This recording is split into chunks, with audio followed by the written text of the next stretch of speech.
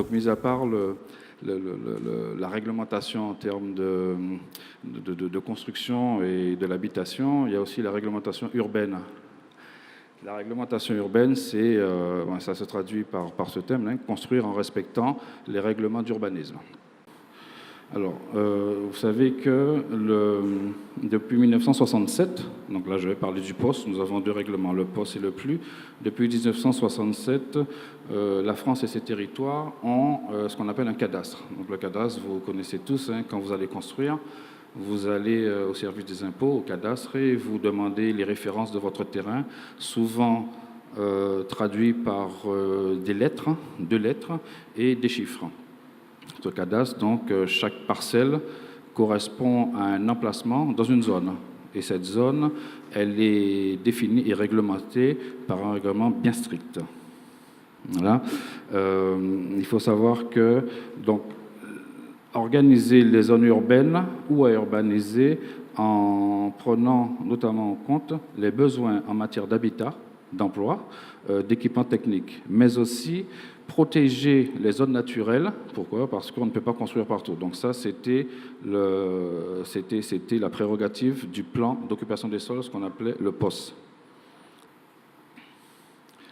Voilà. Alors, il faut savoir que dans le règlement écrit, nous avons 16 articles. Donc je vais vous les citer. Hein. L'article 1 qui est l'utilisation des sols interdits. Donc l'utilisation des interdits dans ces sols-là, c'est qu'on vous dit souvent que dans cette zone, il est interdit de faire des carrières ou de construire de telle ou telle manière, de construire telle ou telle chose. Il y a aussi l'utilisation donc, des sols soumis à conditions particulières. Donc vous pouvez construire selon certaines préconisations. Vous avez aussi les voies de desserte. Donc les voies de desserte, c'est pour pouvoir construire, il faut que votre terrain déjà soit accessible. Hein. Vous savez que aucun terrain ne peut être enclavé. Enclavé, ça veut dire que être fermé, entouré. Tout terrain, pour qu'il soit constructible, doit être desservi par une voie, quelle qu'elle soit. Que ce soit un début de national qui mène sur une départementale, un chemin rural, un chemin d'accès usuel ou une servitude commune. Vous avez aussi donc, les emprises au sol de la construction. Donc, les emprises au sol, avant, au POS, nous avions ce qu'on appelait le COS, coefficient d'occupation des sols, et ce COS, il n'existe plus. Maintenant, nous avons une emprise au sol, donc un coefficient biotope qui définit l'emprise de la maison, sans rentrer dans les détails du permis de construire avec la surface de plancher et l'emprise au sol, mais vous avez quand même une surface à respecter pour ne pas occuper tout votre terrain. Même si c'est votre terrain, il y a des règles à respecter.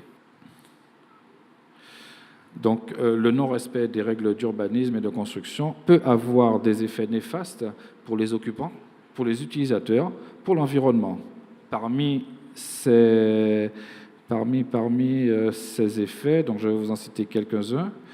Donc, bien sûr, les risques de perte de vie humaine en cas de non-respect des règles et non-application de la loi sur le territoire, des risques de perte de vie humaine aussi par rapport à la sécurité incendie. Si vous construisez, donc vous êtes une personne morale, vous construisez n'importe quoi, vous voulez construire un ouvrage qui va accueillir une boulangerie ou un restaurant et que vous ne respectez pas les normes de sécurité incendie, votre restaurant il risque de prendre feu et vous risquez, vous, d'être tenu responsable parce que vous n'avez pas respecté ces règles. Mais ce qui est pire, ce n'est pas le fait d'être tenu responsable, c'est le fait que certaines personnes seront victimes de votre insouciance, entre guillemets.